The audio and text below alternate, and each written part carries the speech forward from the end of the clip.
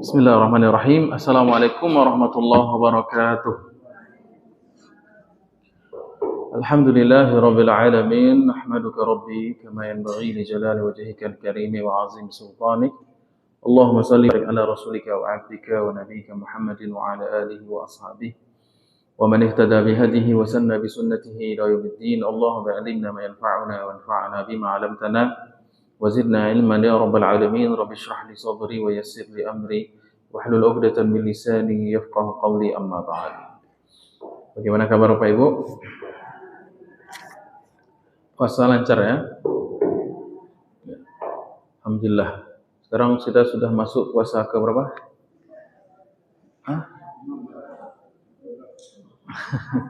17 Pak? Muhammadiyah 17 ya? Kalau pemerintah 16, Naqsabandiyah sudah 18 ya. Mazhab Syaitaniyah lunjuk wasul. Baik, padahal tidak ada uzur ya. Baik. Tahu Bu mazhab Syaitaniyah?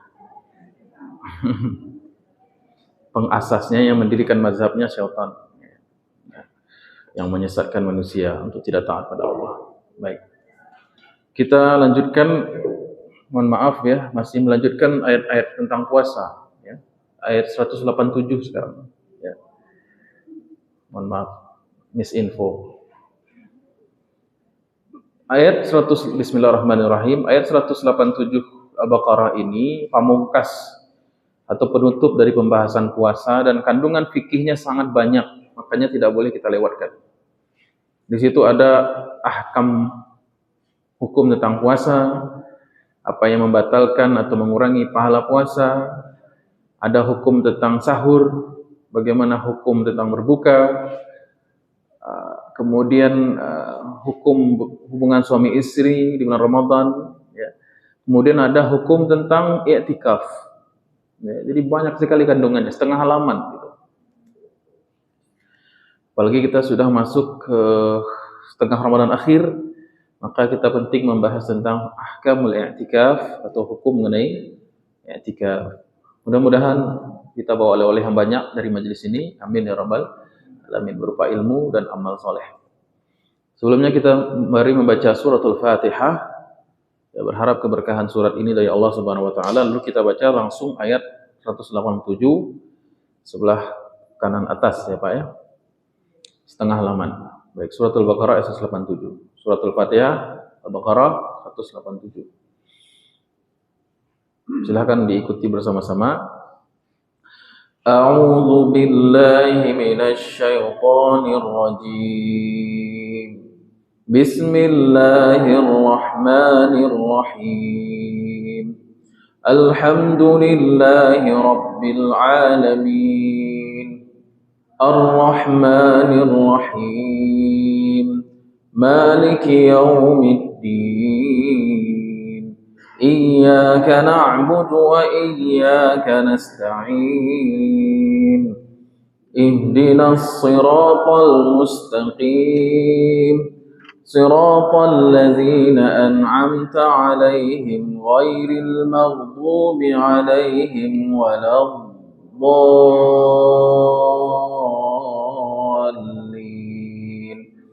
Amin. Bismillahirrahmanirrahim. Uhilla lakum laylatas siyamir rafathu ila nisaikum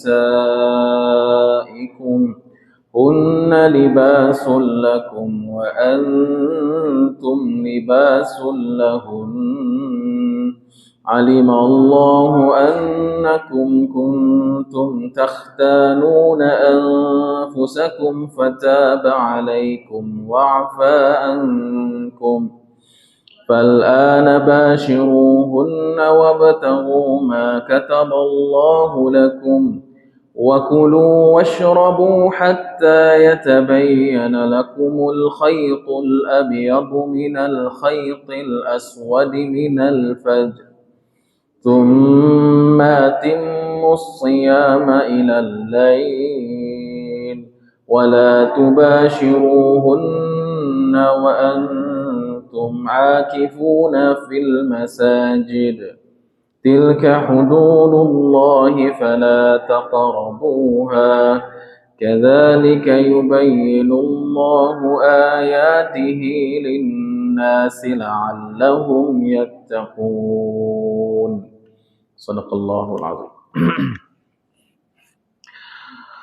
Allah Ta'ala berfirman, uhilla lakum, dihalalkan bagi kamu sekalian, lailatas siyam, pada malam-malam Ramadan, maksudnya lailata syahri siyam, itu malam-malam bulan puasa, ar-rafasu ila nisaikum, yaitu berbuat rafas terhadap perempuan-perempuan kalian, maksudnya istri-istri kalian.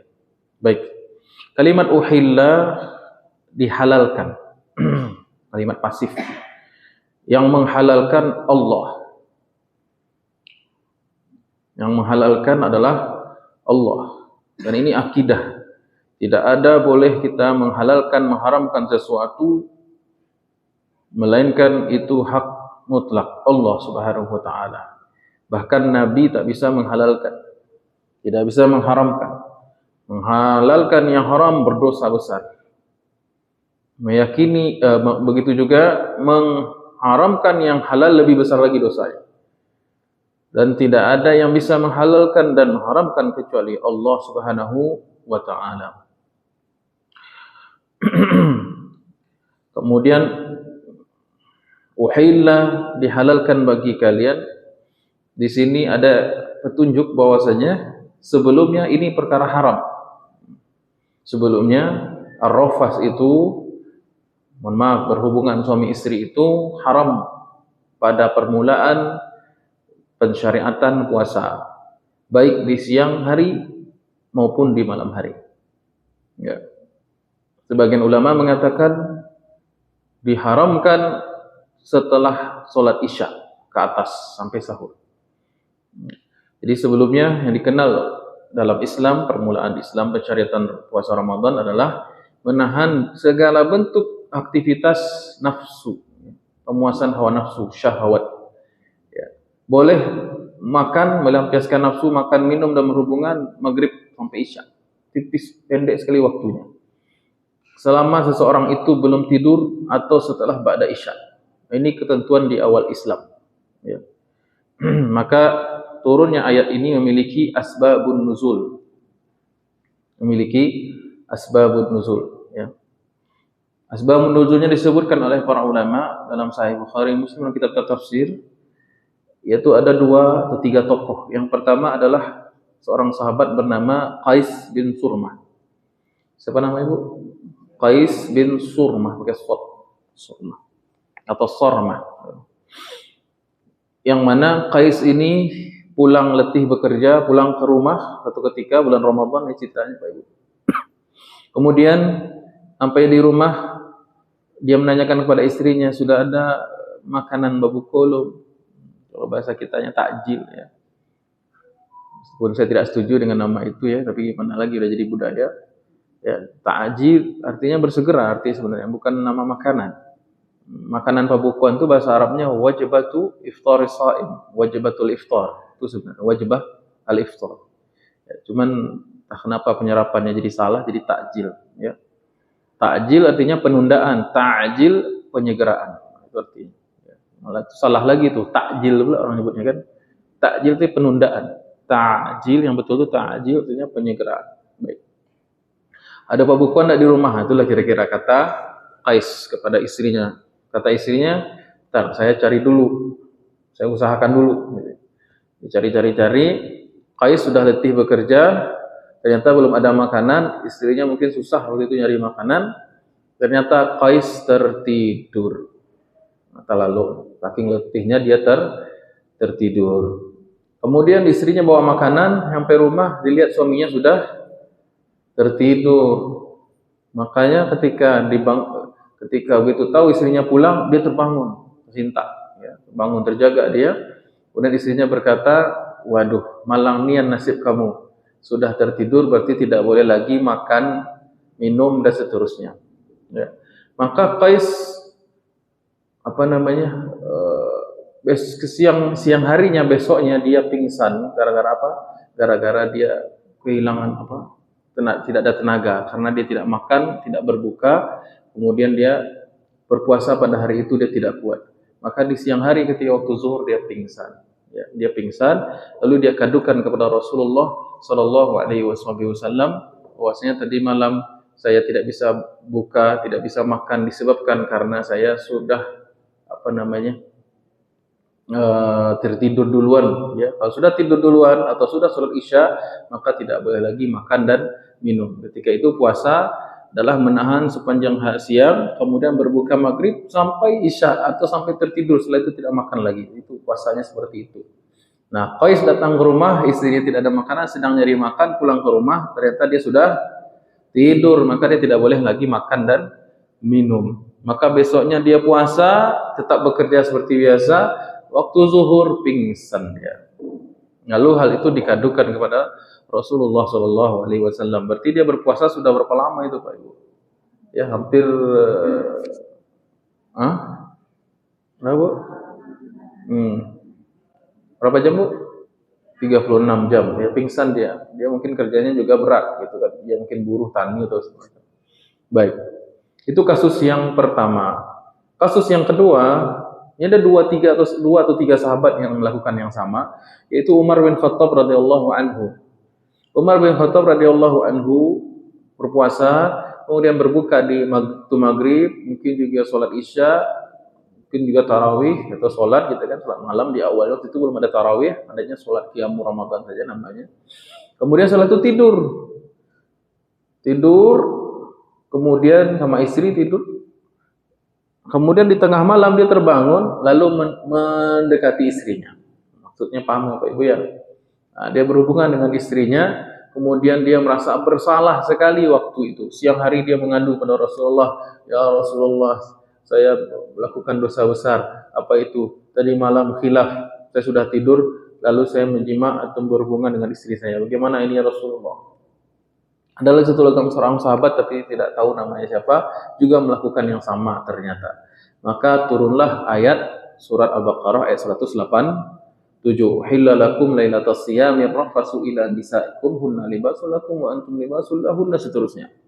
Dihalalkan bagi kamu saat ini, yaitu ketika mulai ayat ini diturunkan sampai hari kiamat, hukumnya menjadi fix, tetap. Nah, ini berlaku halal bagi seorang muslim melakukan hubungan seksual dengan istrinya, namun di malam hari saja. Ya, malam hari itu berarti dari maghrib, hitungannya disebut malam, maghrib sampai menjelang waktu fajar. Tidak lagi menjadi patokan tertidur atau tidak, bebas. Ya, tidak lagi patokan sholat isya, tetapi pokoknya di antara rentang waktu malam itu terserah pilih waktunya. Ya, mau sudah isya boleh, tajak tengah malam boleh, menjelang subuh boleh, sudah maghrib takajabana bukulah dulu. Baik. Halo Bu, kau banyak puasa gini, kau nak fokus. Ya baik. Ya, jadi ini hukum, kita bicara hukum ya Bu ya. Saya bukan bicara yang negatif ya, bicara hukum ini, masalah hukum gitu kan. Baik. Uhilla, dihalalkan lakum bagi kalian umat Islam, lailatul siyam, lailah malam. Disebut malam itu tadi kita sebutkan. As-siyam maksudnya laila syahri siyam, pada malam malam-malam bulan puasa. Maksud bulan puasa. Ar-rafasu.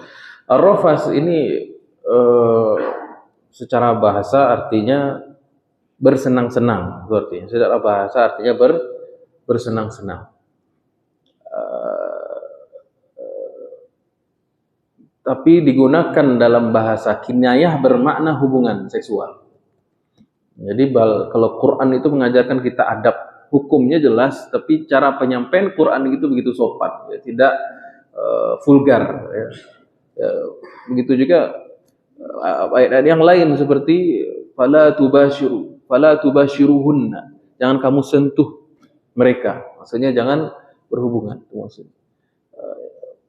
Aula mastumun nisa, al-lamsu maknanya juga menyentuh, tapi maksudnya adalah berhubungan. Menurut bahasa artinya bersenang-senang, aktivitas yang mengantarkan kepada birahi, mohon maaf, itu semua disebut dengan rafas. Bersenang-senang dengan pasangan itu namanya rafas. Namun digunakan kinayah, digunakan sebagai kinayah alias apa tuh bahasa Indonesia kinayah? Apa bahasa Indonesia kinayah Pak Ibu? Itu bahasa Indonesia ya? Kinayah bahasa Indonesia Pak? Mana guru bahasa Indonesia? Kinayah itu apa bahasa Indonesia? Ya? Kata yang bermakna tidak langsung gitu. Gitulah kira-kira. Jadi kinayah untuk aktivitas seksual laki-laki perempuan suami istri itu maksudnya. Ar-rafasu ila nisaikum, kepada nisa kamu. Nisa, an-nisa itu jamak dari mar'ah. Mar'ah.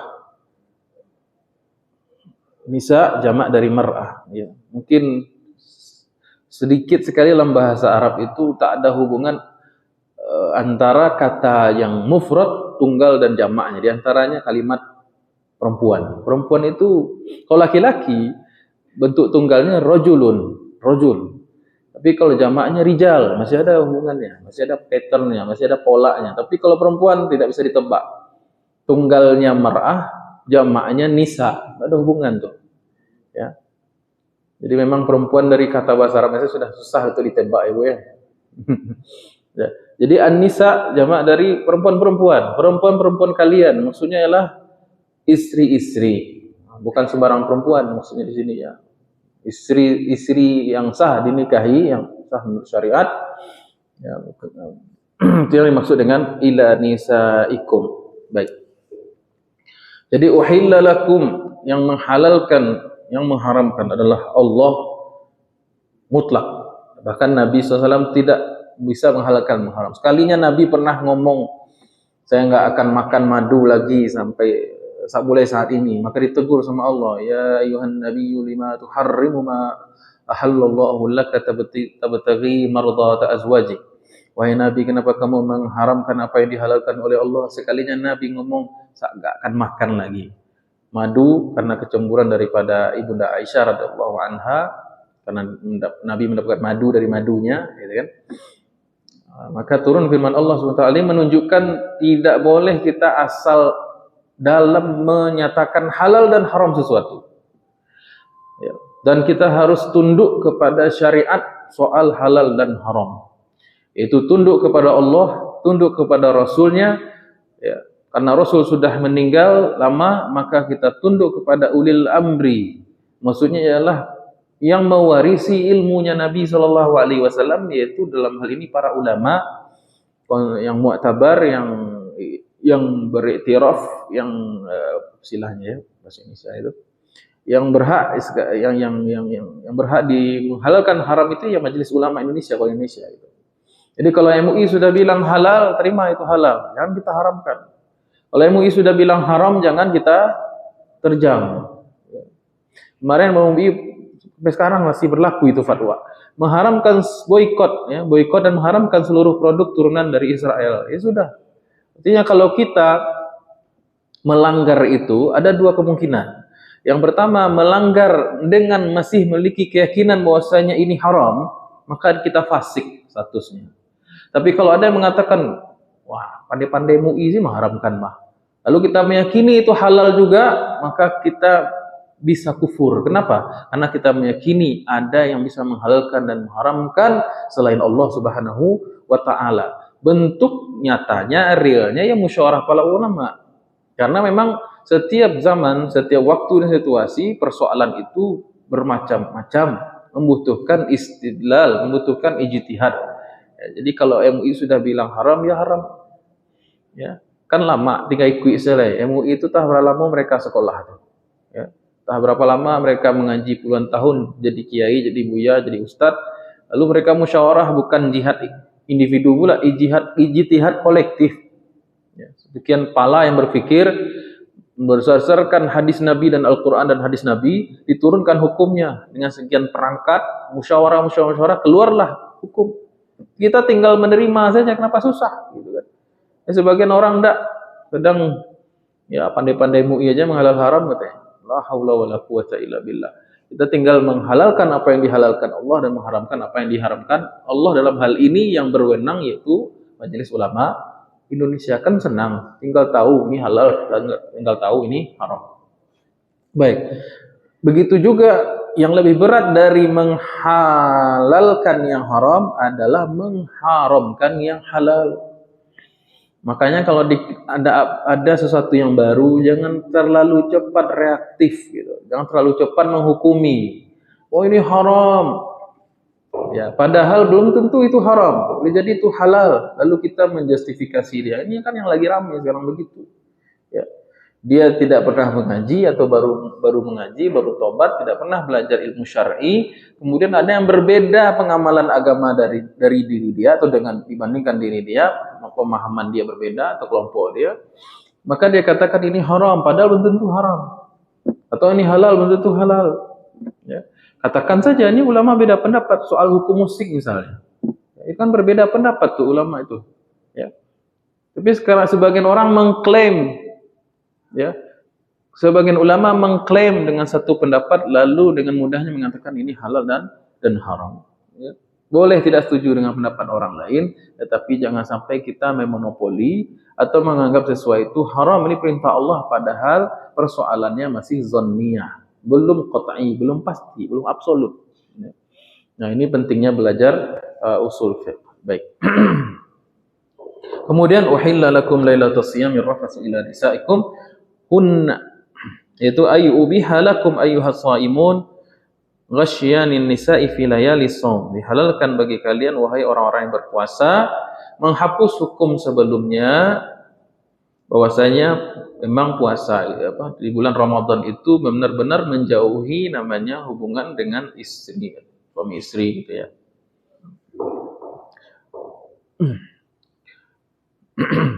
Kemudian hunna libasun lakum wa antum libasun lahun.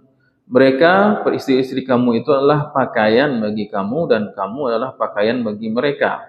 Qala Ibnu Abbas hunna sakanun lakum wa antum sakanun lahum.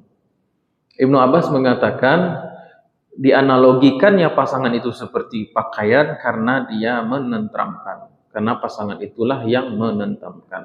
Ini pendapat Abdullah bin Abbas. Tapi sebagian ulama mengatakan menjelaskan lebih gamblang lagi, lebih detail lagi, ya. Kenapa Allah Subhanahu wa taala memisalkan suami atau istri kita itu sebagai pakaian, suami istri itu sebagai pakaian bagi yang lain? Ya, kata Imam Ibnu Ashur, karena kedekatan yang sangat. Ya, kedekatan wajib pakaian akan menyatu ya Bu ya. Ya, tak bisa dipisahkan. Kalau dipisahkan ya tidak ada, hilang harga diri kita. Ya. Jadi suami istri idealnya dalam Islam seperti pakaian memang menyatu. Kama-kama bau dipakai setiap hari. Itu menyatu antara suami dan istri seperti pakaian. Itu pendapat yang dikutip oleh Imam Ibnu Ashur dalam tafsirnya. Sebagian ulama mengatakan, ya, dimisalkan suami istri seperti pakaian karena 3 hal. Satu, karena pakaian itu kebutuhan dasar, sandang, pangan, papan ya Bu ya. Ya. Kebutuhan dasar manusia itu memiliki pasangan. Ya. Sebagaimana butuhnya seseorang dengan pakaian. Ya.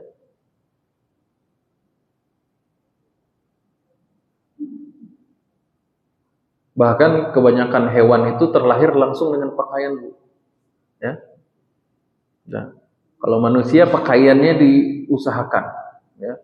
Kalau binatang-binatang pakaiannya itu sudah ada dari sononya gitu.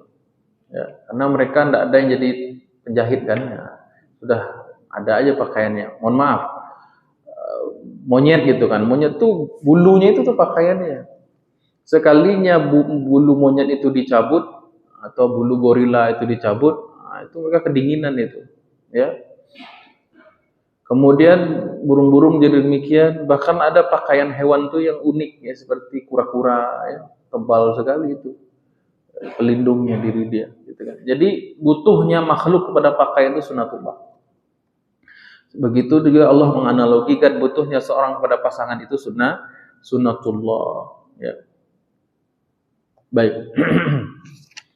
Kemudian yang kedua, diibaratkan pasangan itu sebagai libas atau pakaian. Alasan yang kedua, karena pakaian fungsinya untuk menutup aurat. Aurat menutup sesuatu yang harus ditutup, aurat. Makanya seorang suami harus menutup kekurangan istrinya. Jangan jadi suami yang suka membeberkan keburukan-keburukan istrinya. Itu juga sebaliknya, tapi suami biasanya tidak ada. Biasanya istri di bawah. Ya. Tergantung suaminya tuh. Misalnya istri harus menutup aib suaminya, terutama dalam hal hubungan seksual. Hunna libasun lakum wa antum libasun lahun. Hunna libasun lakum wa antum libasun lahun. Setelah Allah mengatakan uhilla lakum lailatas siyamir rafas. Jangan sampai istri atau suami, seorang laki-laki yang statusnya sebagai suami, seorang perempuan membeberkan bentuk tubuh istrinya kepada orang lain. Seorang istri juga membeberkan bagaimana keadaan kehidupan seksualitasnya kepada orang lain. Ya, dulu bertahun-tahun lalu saya dapat curhat dari istri saya. Dulu ngeri ya bang ya, kenapa itu? Kadang kawan-kawan yang non Islam itu nggak ngerti ya ada pernikahan. Gimana? Dia ceritakan suaminya gitu. Waduh, suami saya itu payah sekali, loyo katanya. Diceritakan ya, Bu. Ya. Terus gimana? Ya dalam Islam kan tidak boleh seperti itu. Tidak boleh sama sekali menceritakan hubungan suami istri kepada laki-laki lain. Kau ceritakan istri kita kepada laki-laki lain, nanti dia tertarik. Atau diceritakan seorang istri menceritakan kepada perempuan lain, nanti jangan salah, nanti dia jadi madumu, kan begitu. Semua itu Bu, tidak boleh. Mau hebat, mau tidak hebat, mau lemah, mau kuat, mau macam-macam lah, jangan ceritakan. Konsumsi pribadi, kecuali untuk kedokteran, pengobatan atau saksi di pengadilan. Ya, misalnya dia ada sengketa gitu kan, kasus perceraian, talak. Gitu. Sampaikan, wahai hakim, saya mengajukan khulu'. Ya, khulu' itu kan pembatalan nikah. Kenapa? Dia suami saya itu impoten misalnya, dibilang gitu. Itu boleh disampaikan depan hakim. Ya. Yang Malang itu kasus-kasus artis, ya. Sudahlah disorot media, se-Indonesia tahu. Jadi tidak boleh kecuali untuk pengadilan atau memang untuk kepentingan penyelidikan kepolisian, keamanan atau untuk kepentingan ta'aruf ya, atau kepentingan penyakit pengobatan, ya. Jadi tidak boleh menyebutkan waduh suami saya perkasa luar biasa seperti kuda katanya. Atau suami saya loyo seperti kura-kura. Jadi nggak usah diceritakan seperti itu, ya. Ini serius loh Bu, kok bentuknya bergarah, tapi serius loh Bu.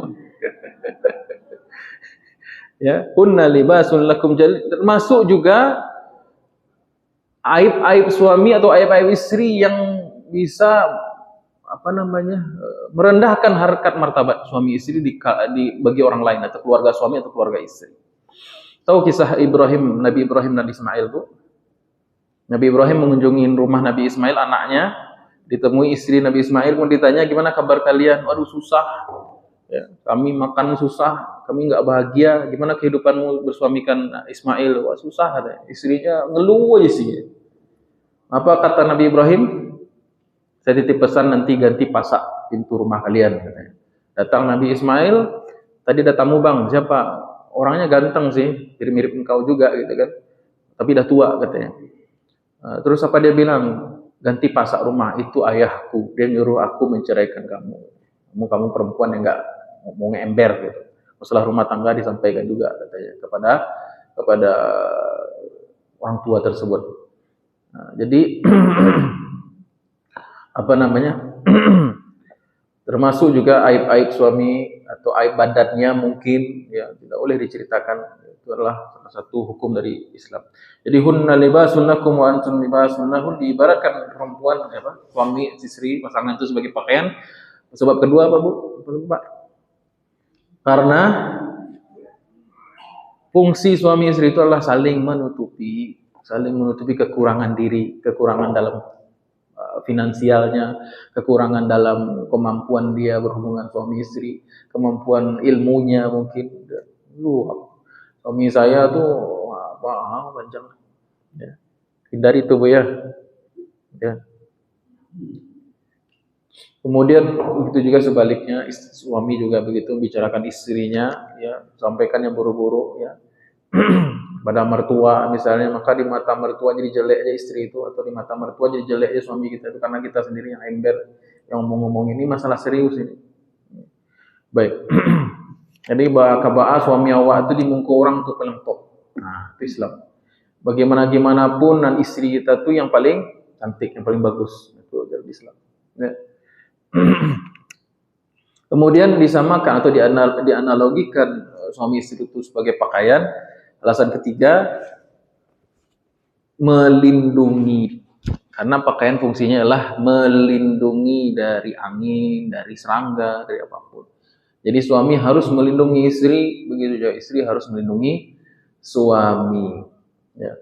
Musuh terbesar suami itu ternyata nafsu dia sendiri, Bu. Aku rasio apa-apa, Bu bongkar ya. Setuju ya Pak ya? Ya, paling susahnya suami itu sebenarnya dalam masalah seksual. Kami laki-laki ini susah untuk menahan diri itu. Makanya istrilah sebagai pelindung, pengayom. Makanya dalam Islam, dalam hadis Nabi SAW, walaupun kamu lagi sibuk layani suami, walaupun kamu lagi letih, upayakan untuk tetap bisa melayani suami. Ya. Ini mau gak sagan mengkaji usmana ada orang gaib sampai disampaikan ini. Ya. Allah, bahkan dalam hadis Allah malaikat melaknat perempuan yang menolak ajakan suaminya.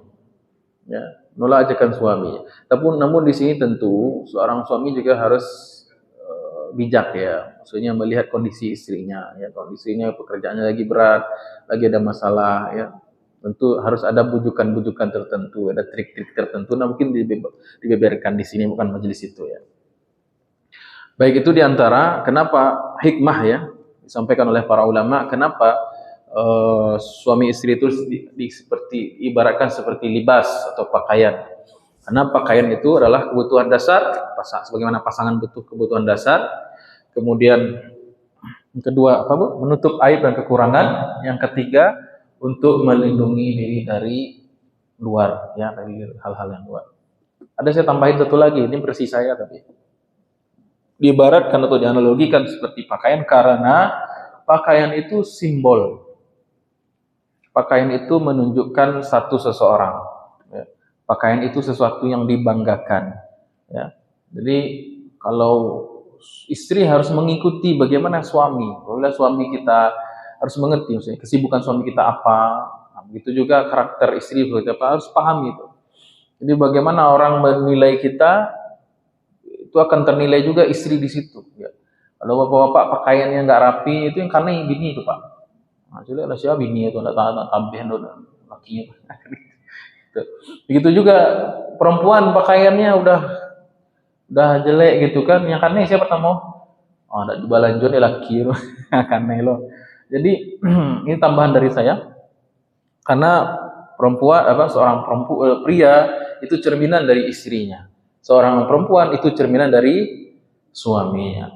Baik. Kemudian hunna libasun lakum wa antum libasun lahun. Kemudian alimallahu annakum kuntum takhtanuna anfusakum. Bahwasanya alimallah, Allah tahu, Allah Maha tahu annakum, kalian kuntum tadinya takhtanuna anfusakum, tidak sanggup, atau takhtanuna anfusakum, tidak sanggup menahan diri. Ya, seolah-olah ya, ketika sahabat itu melakukan hubungan suami istri, lalu dia Umar bin Khattab dan sahabat yang lain mengadu kepada Rasulullah Shallallahu Alaihi Wasallam, mereka bersalah seolah-olah mereka mengkhianati diri mereka sendiri. Ya, itu diantara makna kuntum takhtanuna anfusakum. Allah tahu itu. Ya. Wa kana hadza muharraman fi sadril Islam summa nusikh. Ya. Yang tadinya memang haram berhubungan itu selama sepanjang Ramadan, ternyata tidak sanggup. Rawahul Bukhari 'anil Barra radhiyallahu anhu kama lamma nazala shaum Ramadan kanu la yuqarribuna nisa Ramadan kullah. Diriwayatkan dalam Sahih Bukhari bahwasanya pada permulaan syariat puasa tidak boleh sama sekali menyentuh istri di malam hari. Nah, sebagian mengatakan di waktu setelah ba'da isya atau setelah tertidur. Wa kana rijalun yakhununa anfusahum fa anzalallah. Lalu mereka tetap melakukan karena sudah nggak tahan gitu. Tetap melakukan berlindung apa istilahnya seolah-olah mereka tidak mengetahui syariat tersebut. Ya. Tapi karena memang naluri ya atau kebutuhan seorang muslim ya, seorang pria gitu kan, seorang mungkin juga perempuan juga sama gitu kan. Maka mereka merasa bersalah. Maka fa anzalallahu taala, maka Allah turunkan ayatnya alimallahu annakum kuntum takhtanuna anfusakum. Allah tahu kamu tidak kuat menahan nafsu terhadap pasanganmu, maka Allah maafkan. Fataba alaikum wa afa ankum. Maka Allah telah mengampuni terlebih dahulu. Ya. Jadi fataba artinya Allah mengampuni alaikum kata sekalian, wa afa. Afa yaitu memaafkan. Ya. Lebih tepatnya afa, al-afu adalah memaafkan kalau kita melakukan sebuah kesalahan. Ya. Itu beda al-afu dan al-maghfirah ya. Kalau maghfirah bisa lebih umum maknanya, bisa jadi karena tidak melakukan perintah, melanggar perbuatan dan kita meminta tutupan dari Allah. Kalau al-afu pembiaran, dimaafkan, tidak dicatat atau tidak dihukum nanti di akhirat. Fataba alaikum wa afa ankum. Baik. Ini menjadi dalil bahwasanya betapa mulianya sahabat Nabi Shallallahu Alaihi Wasallam. Ya, sebelum mereka meminta ampun kepada Allah, Allah sudah mengampuni mereka. Jadi Allah Maha mengampuni tanpa kita minta ampun karena luasnya rahmat Allah. Namun ini berlaku sesuai kehendak Allah, bukan sesuai kehendak kita. Kalau kita berbuat salah ya wajib bertobat. Jangan menganggap nanti tidak perlu bertobat juga Allah ampuni. Jangan, ini level sahabat. Ya. Ya. Jadi Allah SWT mampu mengampuni tanpa beristighfar untuk para sahabat karena kemuliaan mereka. Dan kesalahannya sahabat jadi pelajaran bagi kita dan hikmah hingga akhir zaman. Ya. Jadi kesalahannya khilafnya sahabat saya jadi ayat turun ayat jadi itu. Ya. Ya. Baru salahnya sahabat, apalagi batuannya sahabat gitu. Nah, jadi petunjuk ya. Jadi kan khilaf nih sahabat nih malam hari sama istri pasangannya, malah turun ayat yang berkenaan tentang itu menjelaskan kepada kita kaum muslimin jadi pedoman sehingga akhir zaman. Baik. Jadi inilah hukum Islam. Adapun di siang hari tentu dari awalnya puasa disyariatkan sampai hari ini dan nanti tetap tidak boleh seseorang melakukan hubungan suami istri di siang hari. Bahkan itulah salah satu pembatal puasa yang paling berat konsekuensinya. Lebih berat dari membatalkan puasa karena makan dan minum. Ya. Kalau orang sengaja makan dan minum di bulan Ramadan, maka konsekuensinya bertobat nasuha dan mengkodok selesai. Tapi kalau orang sengaja dengan sadar berhubungan suami istri di siang hari, maka konsekuensinya 3. 1, tobat nasuha. Yang kedua, dikodok diganti puasanya nanti di bulan Syawal segera, bukan kodok yang rileks, kodok yang segera. Kemudian dia harus menunaikan kafarat. Apa itu kafaratnya? Ada 3 macam, ya 3 pilihan. 1, membebaskan budak muslimah, sekarang nggak ada, coret. Yang kedua, puasa 2 bulan berturut-turut. Kalau dia mampu, dia wajib melaksanakan, nggak boleh loncat ke opsi yang ketiga. Yang ketiga, kalau baru tidak mampu, dia puasa 2 bulan berturut-turut, barulah dia memberi makan 60 orang miskin, ya, memberi makan 60 orang miskin. Kafarat berhubungan di siang hari di bulan Ramadan. Baik. Adapun bermesraan di bulan Ramadan di siang hari, ya, itu hukumnya berbeda pendapat para ulama. Ada yang mengatakan sunnah, tetap mencium istri, meluk istri di bulan Ramadan itu hukumnya sunnah, kata mazhab Zahiriyah. Kenapa? Nabi melakukan itu. Ya, Bunda Aisyah mengatakan, kana Nabi sallallahu alaihi wasallam yuqabbiluni wa huwa shaim. Kana Nabi sallallahu alaihi wasallam yubashiruni wa huwa shaim. Nabi itu memelukku, menciumku pada beliau puasa. Walakinnahu amlakakum liirbihi. Namun Nabi itu orang yang pandai menjaga dirinya dari hawa nafsu, ya. Jadi menurut sebagian ulama, itu ulama mazhab Zahiriyah, katanya hukumnya tetap sunnah. Puasa tidak menghalangi keharmonisan, kemesraan antara suami dan istri. Tapi nah itu makanya sebagai ulama berbeda pendapat, bukan sunnah, ya. Hukumnya bisa boleh, bahkan bisa makruh, bahkan bisa haram. Nah ini saya rinci. Yang mengatakan sunnah itu sebenarnya apabila dia yakin dirinya bisa kontrol. Ciumannya bukan ciuman birahi, tapi ciuman sayang, sebagaimana cium pada anak ponakan, gitu kan. Ya, kalau dia memiliki kontrol diri, ya, apalagi ya itulah, saya tidak bisa mengatakan yang muda dan yang tua, gitu kan. Ya, kalau sudah 70 tahun kaki nini rasanya ciuman udah nggak, ciuman sayang saja, gitu kan. Itu hukum yang pertama menurut mazhab Zahiri. Sebagian ulama mengatakan hukumnya makruh. Kenapa makruh? Karena rawan untuk masuk ke dalam zona yang terlarang, ya. Jadi bisa mengurangi pahala, ya. Kemudian yang ketiga ada yang mengatakan haram bahkan, karena sadduz zari'ah alias bisa menghantarkan pada perbuatan yang haram, maka hukumnya juga haram, ya. Tapi pendapat yang dipilih oleh Al-Imam As-San'ani dalam kitab Subulus Salam bergantung kepada IYBS yang bersangkutan. Apabila yang bersangkutan ini memiliki kemampuan untuk mengontrol dirinya, maka hukumnya tak apa-apa. Sebagaimana Umar bin Khattab mengatakan, ya Rasulullah, saya melakukan dosa besar. Apa itu? Saya mencium istri di siang hari Ramadan. Kemudian Nabi mengatakan, apa pendapatmu kalau engkau berwudu di bulan Ramadan siang hari berkumur-kumur, batal tidak puasa? Tidak ya Rasulullah. Begitu juga dengan mencium, memeluk atau aktivitas mesra lainnya. Baik.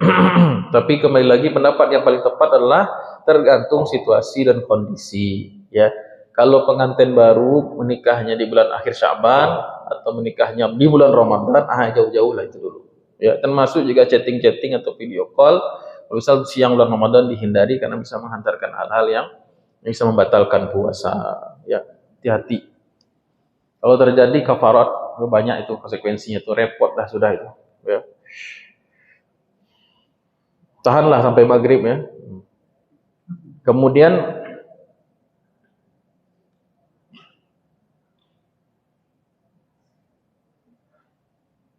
kata Allah, fal'ana bashiruhunna wabtaghu ma kataballahu lakum. Fal'an, al-an artinya sekarang dan sekarang. Maksudnya sekarang, mulai ayat ini turun sampai nanti hari kiamat, maksudnya. Ya, bukan sekarang ini, Pak. Kalau sekarang ini kan bahaya dipahami secara tekstual ini. Fal'ana bashiruhunna, sekarang campurlah istrimu sekarang. Enggak. Ya. Al-an maksudnya ketika ayat ini turun sampai hari kiamat, itu maksudnya. Bashiruhunna, bashiru itu perintah, fi'il amr itu. Ya, sentuhlah unna mereka, istri-istrimu itu, maksudnya berhubungan, ya, rafas. Wabtaghu, dan carilah ma kataballahu lakum, apa yang Allah tetapkan bagi kalian dari anak keturunan, itu maksudnya. Ya. Jadi fal'ana basyiru. Jadi kalimat perintah di sini apa faedah secara hukum fikih di sini? Fal'ana basyiruhunna, sekarang pergaulah istrimu itu dan cari apa yang Allah tetapkan dari keturunan, dari hasil perkawinan itu. Nah, ini yang dimaksud dengan kalimat perintah di sini bukan perintah yang benar-benar perintah. Sekarang sentuhlah istrimu. Ini bukan perintah. Ini maknanya kebolehan. Ada kaidah dalam usul fikih itu, setiap perintah yang datang setelah haram maknanya bukan perintah tetapi menyatakan boleh hukumnya. Jadi tidak semua lafaz perintah dalam Al-Qur'an itu bermakna perintah. Tidak semua lafaz perintah dalam Quran itu bermakna perintah yang mesti dikerjakan. Kebanyakan perintah yang datang setelah larangan itu justru faedahnya, maknanya adalah kebolehan. Jadi tadinya itu haram, kemudian kata Allah uhilla, dihalalkan. Fal'ana basyiruhunna. Sekarang sentuhlah, ya, kawinilah istrimu itu, datangilah istrimu itu, maksudnya bukan perintah, tidak wajib, tetapi maksudnya ialah sekarang boleh, hukumnya sudah berubah, itu maksudnya. Jadi setiap, bisa dikatakan setiap ada kata perintah setelah larangan itu maknanya kebolehan, bukan perintah maknanya. Baik. Fal'ana basyiruhunna, dan sekarang sentuhlah atau datangilah istrimu itu, wabtagu, dan carilah apa ma kataballahu lakum, yang telah ditetapkan bagi kalian dari anak. Jadi anak salah satu ketetapan Allah. Anak itu salah satu ketetapan Allah. Di mana kata kita yang anak ini mutlak urusan Allah. Orang yang sehat, laki-laki, perempuan sehat, suami istri, apakah menjamin bisa punya anak? Enggak. Ada orang yang makannya asal-asalan, bahkan susah hidupnya, melarat anak sepuluh. Ada bapaknya jenius, emaknya jenius, anaknya mohon maaf Down syndrome. Ada itu. Ya. Ada bapaknya nabi, ibunya juga solehah, tapi anaknya kurang ajar, kafir. Ada. Jadi anak ini memang ma kataballahu lakum, ketetapan Allah, takdir Allah. Tidak ada usaha hamba dah. Kalau kita bisa ngatur anak ini, mungkin kita setting ini. Anak nanti tingginya nanti ya minimal setinggi abinya ya bapaknya ya. Mana bisa. Memang urusan anak ini adalah urusan takdir Allah Subhanahu wa taala. Ya, bukan kalau berikhtiar lain cita. Maksudnya kita ada pasangan yang sudah lama ingin punya anak tapi tidak boleh punya anak juga. Maka dia berikhtiar boleh. Tapi jangan menuhankan ikhtiar, nanti kecewa. Urusan anak itu adalah urusan Allah. Seorang sahabat pernah bertanya, ya Rasulullah, apa hukumnya itu, mohon maaf, membuang sperma di luar rahim istri? Apa hukumnya? Kemudian Nabi SAW mengatakan, ini hakikat. Seandainya kamu buang itu ke padang pasir, kalau Allah menjadikan anak, jadi itu anak. Segitunya gitu. Ada orang manusia yang lahir bahkan tanpa bapak, maksudnya tanpa hubungan biologis, yaitu Sayyidah Maryam. Ya. Ini Maryam yang asli ya. Kalau Maryam yang akhir zaman ini banyak juga tidak ada suami, punya anak juga dia. Ya. Ya. Entah siapa yang memilih dia. Baik. Jadi wabtaghu ma kataballah, dan carilah apa yang telah Allah. Jadi kita ini berikhtiar saja Pak Ibu. Huwallazi yusawwirukum fil arhami kayfa yasha. Dan dialah yang telah membentuk rahim, membentuk kalian di rahim-rahim sebagaimana yang dia kehendaki. Ya. Ya.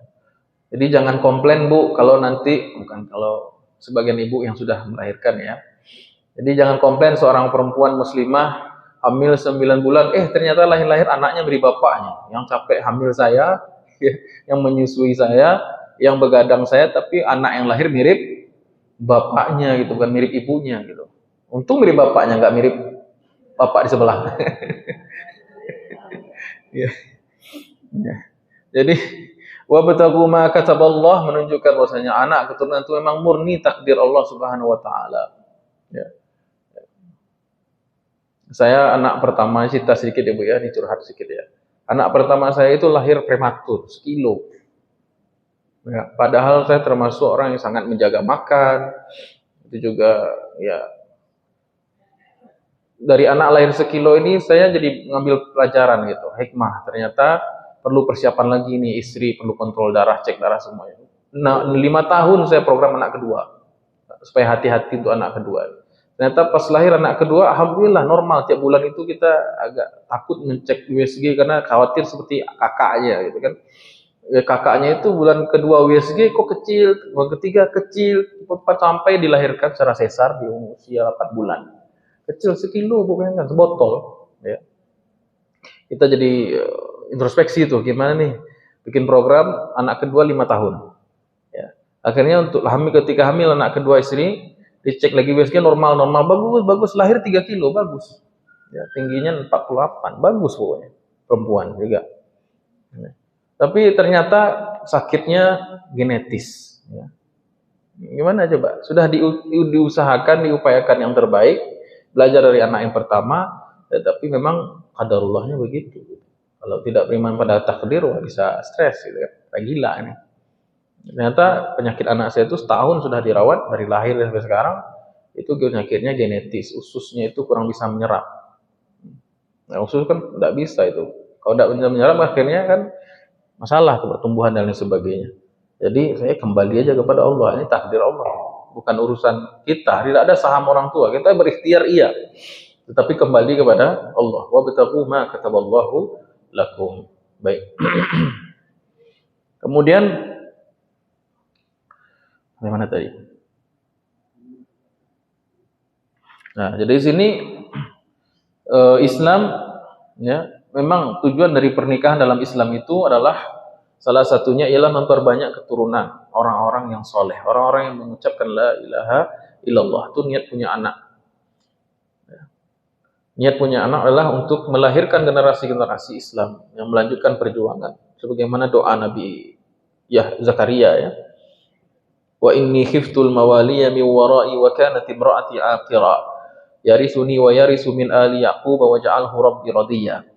Ya Allah, saya khawatir masa depan umat ini, Bani Israel ini, kalau saya udah tua nih, Zakaria doa, ya Allah saya udah tua, udah beruban, ya udah keriput semua, udah tua. Saya khawatir kalau saya mati Bani Israel sesat, beri saya keturunan ya Allah nanti jadi nabi pelanjut dakwah ini. Ini kerisauan dari Nabi Zakaria. Ya. Kemudian apalagi? Yarisuni, yang mewarisi ilmuku. Wa yarisu min ali Yaqub, mewarisi kenabian Bani Israel dari Bani Yaqub, Yaqub bin Ishak bin Ibrahim. Wa ja'alhu rabbi radiyya, semoga keturunan ini menjadi orang yang kau ridai. Itu tujuan punya keturunan sebenarnya, diajarkan dalam Islam, dalam Al-Qur'anul Karim. Bukan sekedar untuk punya keturunan, apalagi pelapih tanyo tetangga atau sanak belum punya anak. Tujuan punya keturunan ialah yang pertama adalah untuk melanjutkan masa depan Islam. Itu tujuan. Ya. Yang kedua, untuk membanggakan Rasulullah SAW dengan banyaknya. Inni mukafirun bikumul umam yaumal qiyamah. Saya bangga terhadap jumlah umatku yang banyak di hari kiamat. Ya. Kalau niat-niat itu kita ada, maka insya Allah Allah tolong dalam membentuk anak tersebut. Sebagaimana nazarnya juga ibunda Hannah, ibu dari Maryam. Rabbi inni nazartu laka ma fi batni muharrara. Ya Allah, saya niatkan apa yang ada di perutku saya ini menjadi imam Masjidil Aqsa. Ini. Ya, maksud muharraran di situ adalah orang yang bebas. Maksudnya bebas dalam rangka mengabdi nasibu di dunia, mengabdi pada agama. Ya. Ini nazar daripada ibunda Hannah. Ternyata namanya imam. Ya, kalau di zaman awak kini, Bu, ada enggak ibu-ibu yang hamil nazar anaknya jadi imam Masjidil Haram? Nah, coba hamil lagi, Bu. Ya. Maksudnya nanti kalau punya menantu yang perempuan, ada anak perempuan, ya nazarkanlah. Jangan nazarnya jadi PNS semua. Ya Allah, saya nazar anak saya ini jadi kerja di BUMN gitu. Nah, masuk partai inti jadi penguasa. Itu sudah banyak tuh ibu biasa, tuh orang kafir juga begitu. Ya, tapi ibu yang solehah, calon muncul orang hebat di masa depan itu berawal dari nazar ibu yang hamil. Nah, jadi ini nazartu laka ma fi batni muharrara. Saya bernazar, ya Allah, anak yang kandung ini nanti imam Masjidil Haram, imam Masjidil Aqsa. Ya. Kemudian jadi berhubungan seksual dalam Islam sebagaimana diisyaratkan oleh ayat ini, fal ana bashiruhunna wabtaghu. Ini rasio sebenarnya apa Ibu? Ibu sampaikan segini ya. Ini kita orang-orang dapat. Salah satu sebab mendapatkan anak yang soleh-solehah berhubungan di malam hari bulan Ramadan. Fal ana bashiruhunna wabtaghu ma kataballahu lakum. Ya. Baik. Fal ana bashiruhunna wabtaghu ma kataballahu lakum wa kulu washrabu. Tapi sekali lagi, namanya anak jadi itu tidak, itu tergantung Allah Subhanahu wa taala. Tidak bisa kita atur. Ya, kita cuma punya niat yang baik, kita ikhtiarkan. Sampaikan anak turunan. Jangan sampai punya anak cuman untuk dunia, mewariskan dinasti, melanjutkan kepemimpinan dia, melanjutkan jabatannya, ya. Seperti bagaimana yang sekarang terjadi itu, ya. Jangan sampai ya menguatkan, mengakarkan dinasti, ya. Kalau orang Islam punya anak, tujuannya tadi satu apa? Untuk melanjutkan dakwah Islam, yang mengamalkan, memakmurkan bumi ini dengan hukum Islam. Dua, untuk membanggakan Rasulullah Sallallahu Alaihi Wasallam. Baik.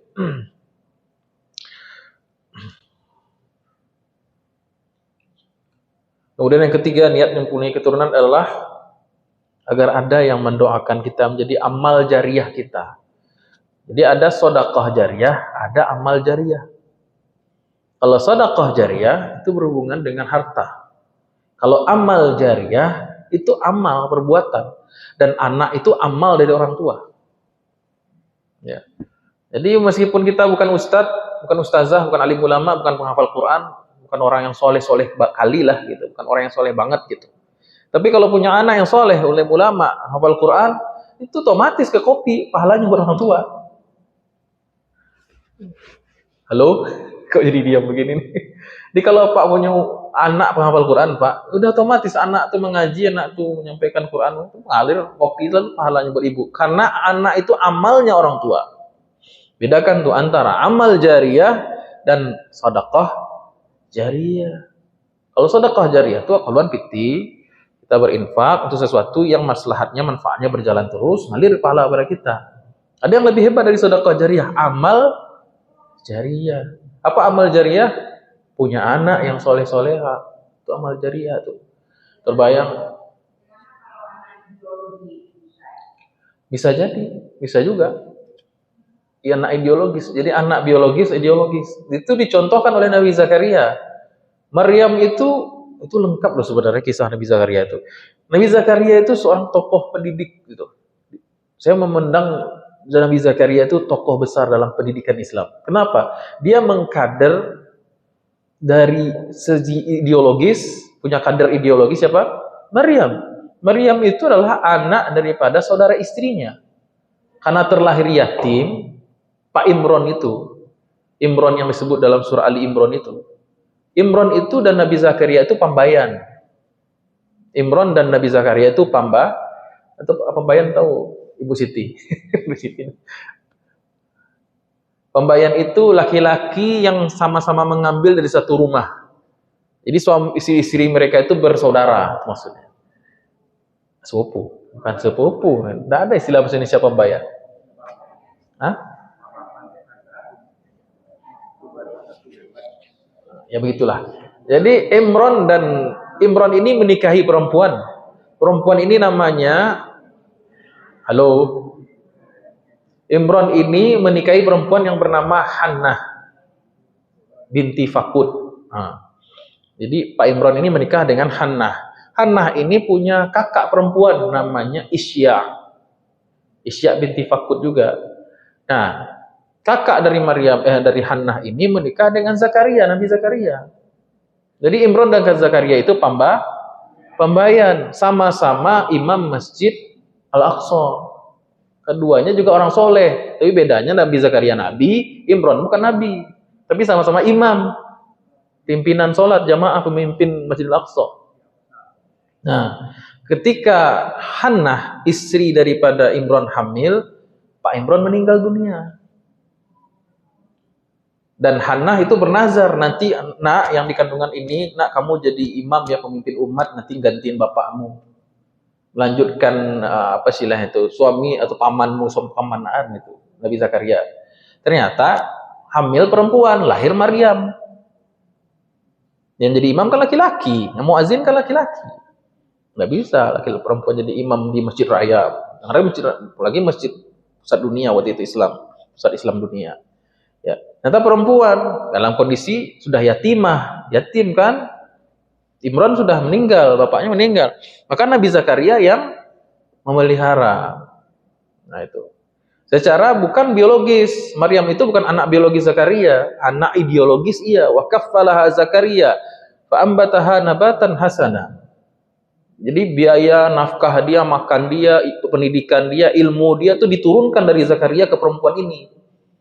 Jadi ajaran Islam itu tidak membedakan antara pendidikan perempuan dan laki-laki. Nabi Zakaria mengkader perempuan. Jadi anak ideologis tuh. Nabi Zakaria mungkin tidak tahu bahwasanya Maryam nanti akan hamil, lahir orang tokoh besar bernama Nabi Isa.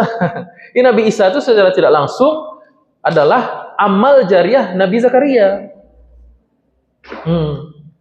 Kalau yang tapi Nabi Zakaria seorang laki-laki, seorang bapak, seorang suami pengen juga punya kader biologis. Maka dia doa, fahabli min ladunka waliya. Ya Allah, berikanlah saya seorang anak laki-laki. Baru hamil lagi istrinya di usia 98 tahun. Ya. Kuat lagi Nabi Zakaria berhubungan, istrinya haid lagi. Datanglah bulan lagi hamil. Ibu Isya tadi itu, kakak dari Hannah. Hamil, ternyata benar. Inna nubasyiruka bigulamin ismuhu Yahya. Bahkan Allah sudah ngasih tahu nanti nama anakmu ini Yahya. Orang yang pertama bernama Yahya. Lam naj'al lahu min qablu samiyya. Maka lahirlah Yahya.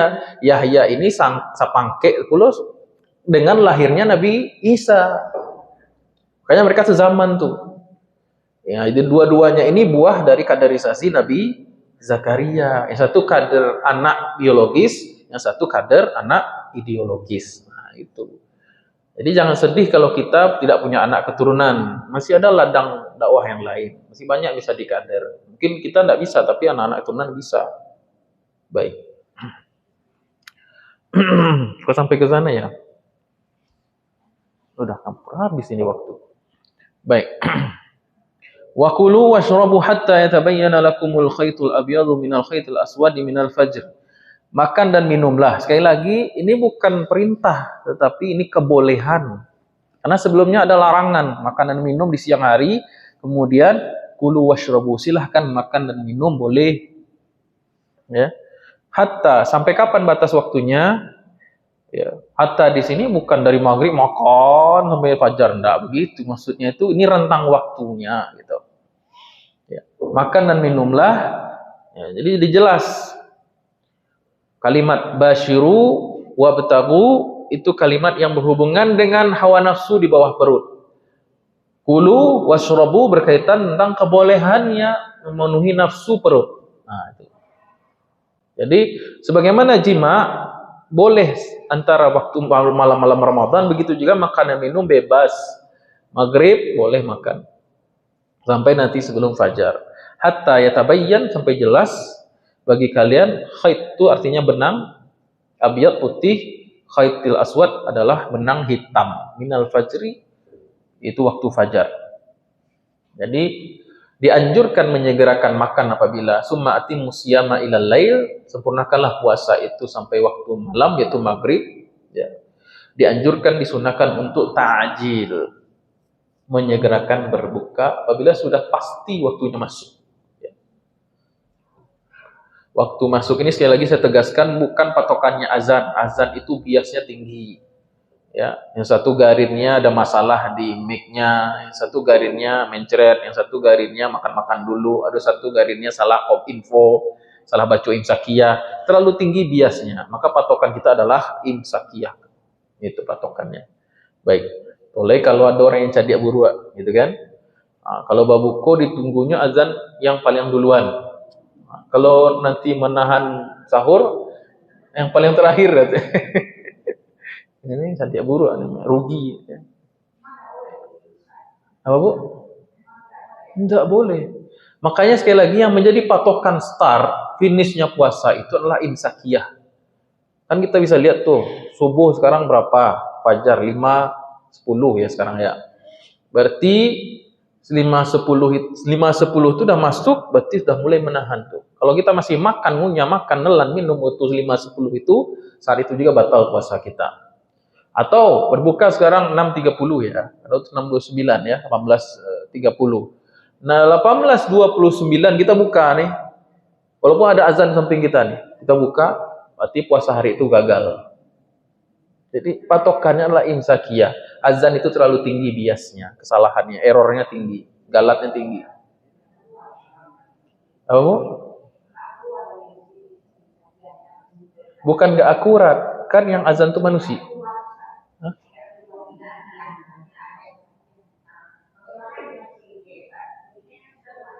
Sama yang sirine, bedanya sirine itu alat yang bunyi. Kalau azan orang yang azan. Sama aja, biasanya tinggi. Maka patokan kita adalah iya. Itu fungsi sirine apa Ustaz? Untuk meyakinkan, menambah yakin saja.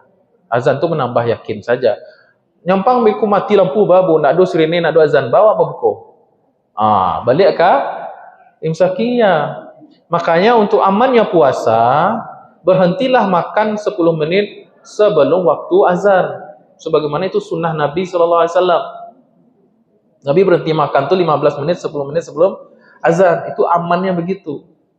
Kalau puasa ya pastikan sudah waktunya berbuka, baru maghrib masuk, baru kita berbuka. Tidak batal puasa kita. Ya. Baik.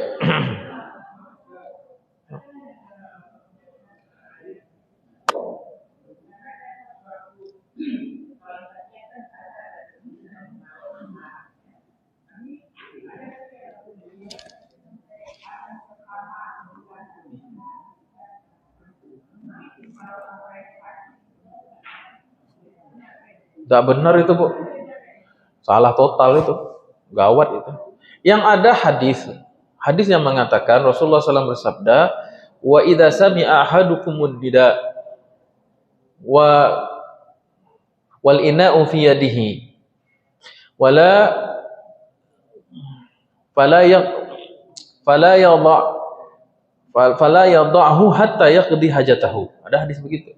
Siapa di antara kamu yang mendengar azan subuh sedangkan masih ada makanan di tangannya, jangan dia taruh kecuali dia menghabiskannya. Ya, ada yang mendengar hadis itu? Ya, itu hadis sangat lemah. Hadis tidak bisa dipakai. Kalaupun hadis itu kuat, maka maknanya ialah azan yang pertama. Azan di zaman Nabi ada 2 kali. Azan di fajar kazib dan azan di fajar shadiq. Azan di fajar kazib itu yang naik Bilal. Allahu akbar, Allahu akbar. Terus ada tambahan kata as-salatu khairum minan naum. Nah, itu masih boleh itu makanlah. Tapi kalau sudah Abdullah bin Umi Maktum yang azan di fajar shadiq, maka tidak boleh kita makan. Bahkan kata Imam An-Nawawi, siapa yang mengunyah waktu subuh masuk, dia masih mengunyah, haram dia menelan, dia harus belepeh, harus dia buang. Kalau dia telan, batal puasanya. Nah, makanya untuk kehati-hatian, jangan sampai kita bermain api. Maka para ulama Indonesia mengambil sebuah hadis yang sahih dari Sahih Bukhari. Rasulullah SAW, Anas bin Malik, seorang sekretaris Nabi, ditanya, berapa jarak berhenti makan sahur Nabi dengan waktu subuh? Kaqadri ma yaqra'ur rajul khamsina ayah. Itu kadar durasi seseorang membaca Quran 50 ayat. Nah, 50 ayat ini konversi sekitar 15-10 menit. Nah, itulah yang sesuai sunnah. 10 menit sebelum azan itu yang dikatakan waktu imsak itu. Jadi imsak itu bukan bid'ah. Siapa yang ngomong bid'ah? Justru yang mengatakan imsak itu bid'ah, itu yang bid'ah. Ya. Kenapa? Karena Nabi SAW mengerjakannya seperti itu. Berhenti makan, kemudian sahur 10 menit baru melaksanakan sholat subuh. Bahaya kalau kita masih makan, mengunyah, menelan ketika waktu subuh sudah masuk. Baik. Jadi kalau untuk berbuka segera, untuk bersahur diakhirkan, ya. Tapi jangan kebablasan. Ya.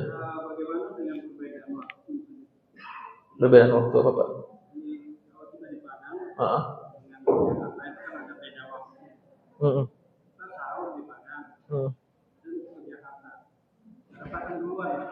Iya. Sahur di Padang, babuku di Papua.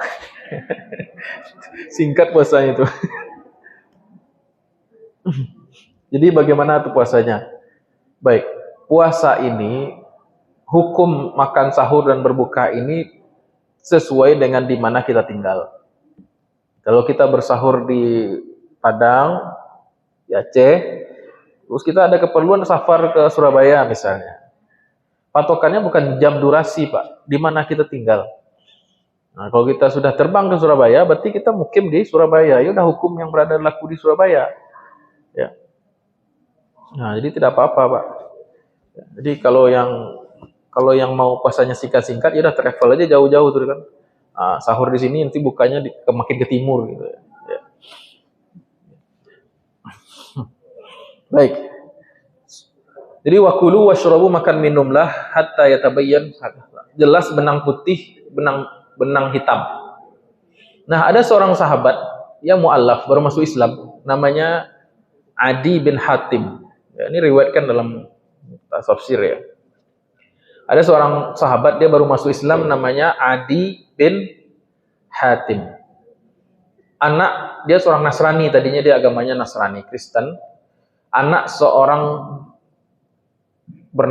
bapaknya bernama Hatim At-Tai dari suku Tai. Suku Tai ini agamanya, Hatim ini agamanya Kristen. Dan dia dermawan se-Arab. Jadi kalau orang Arab mendengar nama Hatim At-Tai, itu adalah simbol kedermawanan Arab, walaupun dia agamanya Kristen. Jadi kalau disebut Hatim At-Tai, orang-orang paling dermawan lah, pamurah. Dia punya anak namanya Adi. Adi ini setelah diskusi dengan Rasulullah SAW, nanya, akhirnya memutuskan masuk Islam. Alhamdulillah. Nah, ketika dia masih mualaf, baru masuk Islam, dia nggak ngerti tentang hukum hakam puasa seperti apa. Maka dia membaca Al-Quran, wakulu washrabu, makan minumlah kamu sampai jelas hitam dan putihnya benang. Maka dia ambil benang hitam, diambilnya benang putih, dibikin simpul, ditaruhnya di bawah bantal. Sebagian riwayat dicaliannya sepanjang subuh, sepanjang malam. Bila lah nampak beda yang baca. Sebagian riwayat diikat di kakinya, dicaliannya kakinya, nampak. Maka dia bingung, ya Rasulullah, saya lihat-lihat, perhatikan, susah bedakannya. Gimana maksudnya itu? Maka Rasulullah mengatakan yang dimaksud dengan benang putih di situ adalah sinar fajar, sinar matahari di ufuk sebelah timur, putih membentang, itu benang hitam adalah malam. Itu maksudnya. Nah, dari kejadian ini kita bisa paham, bisa bahasa Arab belum tentu bisa mengerti isi Quran. Dia kan Hatim atau orang Arab asli, hidup bersama Rasulullah, tapi ketika dia baca teks agama, ya hanya berdasarkan kemampuan bahasa belum cukup. Apalagi orang yang tidak bisa bahasa Arab, balanya memahami agama. Maka tetap harus bertanya kepada yang ahlinya. Ya. Apa maksudnya ini? Ini maksudnya adalah benang hitam putih, maksudnya adalah fajar dan gelapnya malam. Garis putih matahari dan garis hitamnya malam. Baik. Summa atimu siyama ilal lail, kemudian sempurnakanlah puasamu hingga malam hari, yaitu maghrib, maksudnya di sini al-lail, di sini maghrib. Malam terbagi atas 3. Malam pertama maghrib sampai isya, awal malam isya, akhir malam sepertiga terakhir, ya, sampai fajar, itu malam. Baik. Wala tubashiruhunna. Sekarang kita masuk ke masalah itikaf. Ya. Wala tubashiruhunna, dan jangan kamu pergauli istrimu itu, wa antum, sedangkan kamu akifuna fil masajid, dalam status beritikaf di masjid. Jadi kecuali begini. Tadi kan hukumnya sebelum datang ayat ini, turun ayat ini, orang dilarang berhubungan suami istri siang dan malam hari Ramadan. Kemudian dihalalkan oleh Allah. Nah, tapi kecuali orang-orang yang beritikaf. Orang yang beritikaf hukumnya sama. Tidak boleh orang yang beritikaf itu berhubungan dengan istrinya, atau sebaliknya seorang istri yang iktikaf tidak boleh berhubungan dengan suaminya kalau status mereka adalah iktikaf di masjid. Iktikaf di masjid itu maksudnya bukan berhubungan di masjid, bukan. Ya, wala tubashiruhunna wa antum akifun. Jangan kamu berhubungan suami istri di masjid sedangkan iktikaf, bukan begitu maksudnya.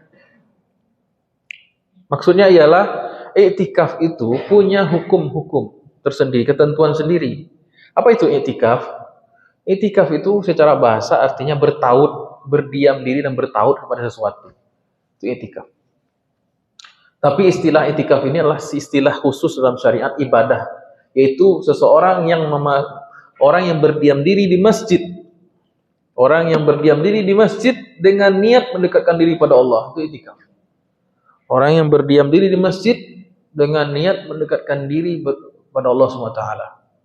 Jadi kalau berdiam diri di masjid tapi niatnya bukan mendekatkan diri pada Allah karena latihan lalu tentang saja, enggak, bukan itikaf. Jadi mendekatkan diri kepada Allah, makanya dalam itikaf dianjurkan diisi dengan hal-hal yang sifatnya ubudiyah, ukhrawiyah. Tidak boleh, makruh hukumnya bicara dunia, ya. Bicara tentang bahkan bicara tentang detail ilmu-ilmu fikih pun tidak dimakruhkan. Bahas ilmu fikih pun ketika itikaf itu tidak dianjurkan, bahkan makruh hukumnya.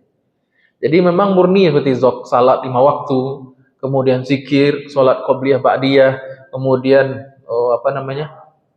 membaca Quran, kemudian beristighfar, bersolawat, itu kan boleh menyimak Al-Quran atau membaca Al-Quran, membacakan pada orang lain, gitu. Dan dimakruhkan membicarakan dunia atau hal yang berhubungan dengan dunia. Baik. Jadi i'tikaf harus di masjid, ya. Masjid yang tegak di situ sholat 5 waktu. Ya. Kalau kita di sini bisa juga musola kali ya, selama memang itu wakaf. Ya. Baik, masjid. Kecuali pendapat Imam Abu Hanifah yang membolehkan perempuan i'tikaf di rumah. Tapi ini pendapat minoritas. Mayoritas ulama mengatakan namanya i'tikaf ya harus di masjid. Baik, masjid ditegakkan sholat 5 waktu di situ. Baik. Kemudian i'tikaf ini ada pembatalnya. Pembatal i'tikaf adalah seseorang yang keluar dari masjid bukan keperluan darurat. Keluar dari masjid bukan keperluan darurat, kebutuhan manusia dasar seperti buang air kecil, buang air besar, atau mengambil makanan. Itu boleh, promosi jemput makanan keluar boleh, tapi sebentar. Ya. Kalau seorang itu keluar dari masjid tidak ada keperluan yang basic yang perlu, itu kan, maka i'tikafnya batal. Nah, begitu apalagi sampai dia pulang ke rumah baru dia berhubungan dengan istrinya. Itu yang dimaksud dengan ayat. Maka tidak boleh, atau i'tikafnya statusnya sudah batal. I'tikaf ini ada 3 hukum. 1, i'tikaf yang wajib. I'tikaf ada 3 hukum. I'tikaf yang wajib, yaitu i'tikaf yang dinazarkan sebelumnya. Ya Allah, nanti kalau saya sembuh dari sakit ini saya i'tikaf lah. Maka i'tikafnya 3 hari misalnya, atau 10 hari misalnya, bulan Ramadan. Maka dia wajib. Apabila dia melanggar hukum i'tikaf itu, tidak batal i'tikafnya, maka dia wajib mengqadha i'tikaf. Ada qadha i'tikaf. Yang kedua, hukum i'tikaf ialah sunnah muakkadah. Sunnah muakkadah yaitu i'tikaf yang dilakukan di Ramadan, bulan Ramadan, itu sunnah muakkadah. Nabi SAW mulai beriktikaf itu sejak tahun kedua Hijriah sampai beliau wafat, total 9 Ramadan, kalau tidak salah. 9 Ramadan itu semenjak diwajibkannya puasa sampai beliau meninggal, beliau i'tikaf. Makanya ulama menyebutkan hukum i'tikaf itu sunnah muakkadah. Dan ini belum populer, baru akan populer nih. Baru ada istilahnya animo di masyarakat untuk i'tikaf. Dulu kan belum ada, Bu. 5 tahun lalu, 10 tahun lalu ada orang i'tikaf. Padahal hukum i'tikaf itulah sunnah muakkadah. Kemudian i'tikaf yang hukumnya sunnah tapi tidak muakkadah, yaitu i'tikaf yang dilakukan di luar Ramadan. I'tikaf yang dilakukan di luar Ramadan, maka hukumnya sunnah muakkadah. Kemudian syarat i'tikaf. Syarat i'tikaf itu ada 2 pendapat mengenai masa durasinya. Syarat i'tikaf ada 2 pendapat mengenai durasinya. Menurut Imam Malik, minimal i'tikaf itu adalah 24 jam. Menurut Imam Malik atau mazhab Malikiyah, i'tikaf itu minimal 1 hari 1 malam, yaitu 24 jam. Dianjurkan 10 hari, sebagaimana yang dilakukan oleh Rasulullah SAW. Tapi menurut mazhab mayoritas, Syafi'iyah, Hanabilah, dan Hanafiyah, i'tikaf tidak ada kadar minimal. Jadi sesaat saja kita di masjid, kalau pakai niat i'tikaf, maka itu sudah dihitung i'tikaf. Ya. Nawaitu an a'takifa fi hadzal masjid taqarruban ila Allah lillahi ta'ala, itu niatnya. Saya niat i'tikaf masuk masjid ini, jadi kita baca doa masuk masjid itu Pak Ibu tambahkan. Allahumma iftah li abwaaba rahmatik. Allahumma inni nawaitu an a'takifa fi hadzal masjid lillahi ta'ala. Nah, ini dari tadi kita bisa i'tikaf dari tadi sebenarnya. Dalam pendapat mayoritas jumhur ulama. Itu mengenai durasi. Ya. Jadi kalau ada orang yang Itikafnya cuman malam saja, siangnya dia kerja misalnya, malamnya berarti dia berpendapat dengan pendapat mayoritas ulama, boleh saja. Tapi yang lebih afdol itu itikaf yang full 24 jam tadi itu dalam mazhab Maliki. Ini kaitannya mengenai hak, ya, mengenai hak yang akan diterima, yang disediakan oleh panitia diterima peserta itikaf. Ini kalau Bapak Ibu yang jadi panitia pengurus masjid, panitia itikaf, tolong prioritaskan makan minum itu bagi yang itikafnya 24 jam. Ya, itu yang lebih prioritas. Dan yang itikaf malam ya. Nanti kalau dapat yang 24 jam ini makan, jatah makan, baru nanti yang itikafnya yang semalam atau seperempat malam atau setengah malam gitu. Nah, itikaf juga. Ini kadang cedia gitu, itikafnya cuman sebentar tapi makanannya full. Nah, jadi utamakan yang full 24 jam, bahkan lebih itu yang full, yang dikasih hak ya. Dan sekarang alhamdulillah rasa-rasanya tidak perlu kita keluar masjid untuk keperluan hajat dasar tadi itu. Karena kamar mandi, kamar kecil, kamar buang air besar, mandi pun bisa di masjid di bawah nih, kamar mandi ini. Kemudian makanan juga nggak perlu kita cari luar, biasanya sudah di cover, dibantu oleh panitia. Jadi halangan-halangan tadi itu hajat-hajat nggak perlu keluar masjid, karena memang itikaf ini baku ruang sebenarnya. Memang tidak boleh keluar masjid, nanti batal itikafnya. Ya, memang baku ruang di masjid. Ini persoalan durasi. Kemudian syarat dari tinjau dari sisi orangnya. Ya. Yaitu Islam, baligh, berakal, gitu kan? Sama dengan kebanyakan syarat-syarat ibadah yang lain, plus wajib itikaf itu juga puasa di siang hari. Ini pendapat Maliki juga. Maliki apa Hanafi ya, lupa saya. Ini pendapat mayoritas ulama tidak wajib itikaf itu berpuasa, tidak wajib. Baik. Dan pelanggaran terberat untuk itikaf itu adalah berhubungan, pulang ke rumah untuk mencari istri, tidak boleh. Ya, kecuali dia memang tidak ada yang menyediakan makanan, dia pulang ke rumah, ya cuma say hi sama istrinya, balik lagi tidak apa-apa. Ya. Baik, kalau dia berhubungan, itu yang dimaksud dengan Allah, wala tubashiruhunna wa antum aakifuna fil masajid. Jadi la taqrabuhunna lailan aw naharan ma dumtum mu'takifina fil masajid. Jangan kamu dekati istrimu siang atau malam, apalagi siang ya. Sedangkan engkau dalam posisi i'tikaf di masjid.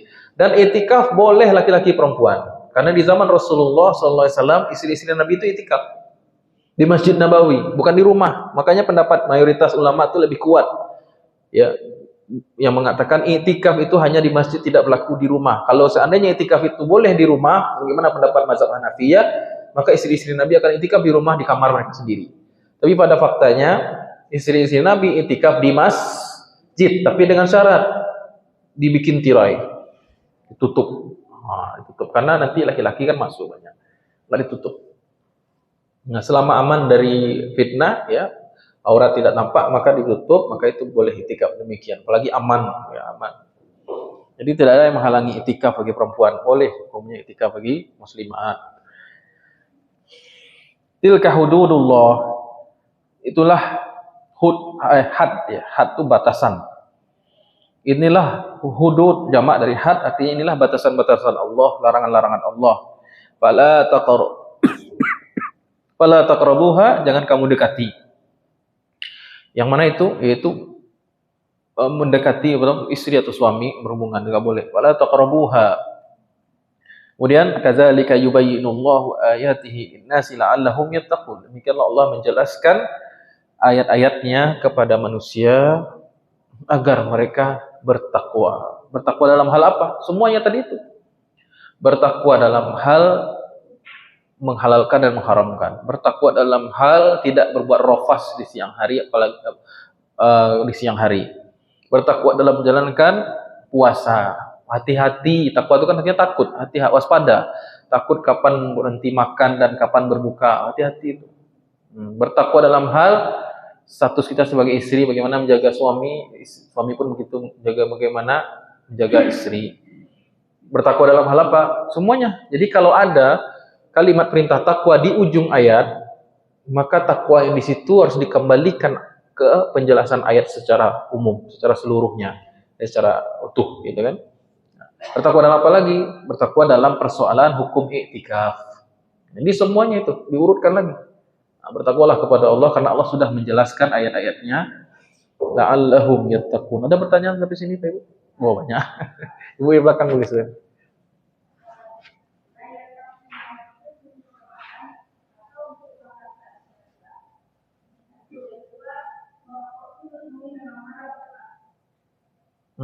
Baik. Berlaku untuk seluruh jenis puasa, puasa sunnah atau puasa wajib. Jadi boleh kalau puasa sunnah ibu Senin Kamis gitu kan, atau Pak Senin Kamis, maka malam harinya ya biasa, boleh. Boleh. Terus masalahnya yang sering ditanyakan tuh biasanya, Ustadz, kita saya dan kita suami istri gitu kan, waktu sahur berhubungan gitu kan, terus belum sempat mandi wajib, ya. Apakah wajib mandi sah puasanya kita dalam keadaan junub? Sah, karena puasa tidak mensyaratkan suci, ya. Tapi wudhu aja, wudhu. Kecuali lah masuk tuh subuh diulang oleh hati batal puasa. Baik. Nah, silakan Bu. Tadi masalah apa Bu? Merokok tuh ya haram Ustaz gitu kan? Ya, itu Bu ya. Apa pertanyaannya Bu? Merokok menurut apa? Sepanjang saya baca fatwa-fatwa ulama di seluruh dunia Bu ya, cuman MUI rasanya yang masih ragu-ragu mengharamkan rokok nih. Ya. Bagi haram yang mutlak yang disepakati di MUI itu adalah orang yang sakit, orang ibu hamil dan anak-anak. Ini yang haram merokok. Tapi bagi di luar itu katanya makruh MUI gitu kan. Tapi kalau tarjih Muhammadiyah ya haram. Dulu Muhammadiyah juga bilang makruh, tapi sudah diperbarui. Ya kalau fatwa ulama yang lain, setahu saya sudah haram semua. Di Saudi fatwa Lajnah Daimah Saudi haram, dari Ifta Mesir juga haram. Ya, jadi kebanyakan ulama mengharamkan. Ya. Kenapa Bu jadi nanya rokok? Baik. Nah.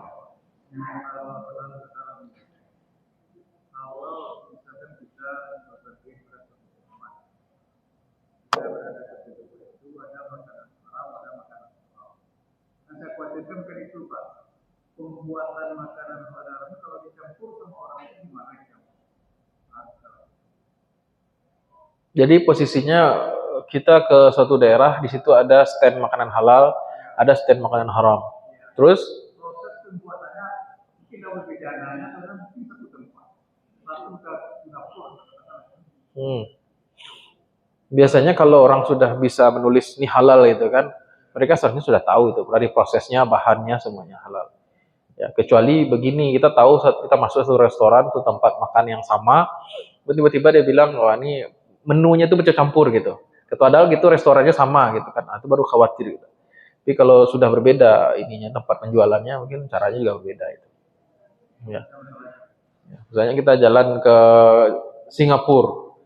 Ke Singapura itu ada satu kawasan Chinatown itu, kawasan pecinan itu biasanya mah haram semua di situ tuh. Tapi sekarang enggak juga Pak. Ada sekarang Cina Muslim sudah ramai juga bikin restoran Cina halal, sudah banyak juga. Yang ada. Gitu. Ya kembali ke ini aja Pak, situasi kondisi. Tidak bisa pula. Udah kita pasti itu halal, ya udah makan. Udah sudah yakin itu haram, ya jangan makan. Kalau syubhat yang baik tinggalkan. Ya khawatir tinggalin aja. Ya, daripada makan yang haram kan. Ya syubhat. Ya silakan Bu, yang baju hitam. Waalaikumsalam. Ada pertanyaan ini Ustaz. Yang pertama, memang di dekat rumah saya tidak punya Misakiyah yang tahun ini itunya masjidnya kami tidak dibagikan, sehingga saya kehilangan arah untuk melihat Misakiyah yang pertama. Dan sesuai tadi arah Ustaz bahwa kita harus azan dulu baru bisa berboleh berbuka gitu. Azan di sekeliling rumah saya itu ada beberapa. Saya tidak bilang itu tadi Bu. Kita bukan menunggu azan. Justru saya bilang jangan jadi patokan mutlak azan. Justru patokan kita imsakiyah. Kalau ada imsakiyah, tinggal download google.com, cari imsakiyah Provinsi Sumatera Barat. Banyak kok bisa di download kok. Atau di grup nanti share lah Pak Rubi. Sekian. Kasihan Ibu. Jadi bagaimana dengan yang sudah saya lakukan selama ini Ustaz? Pakai azan. Pakai azan ini. Ya kurang pas Bu, khawatirnya enggak, biasnya tinggi.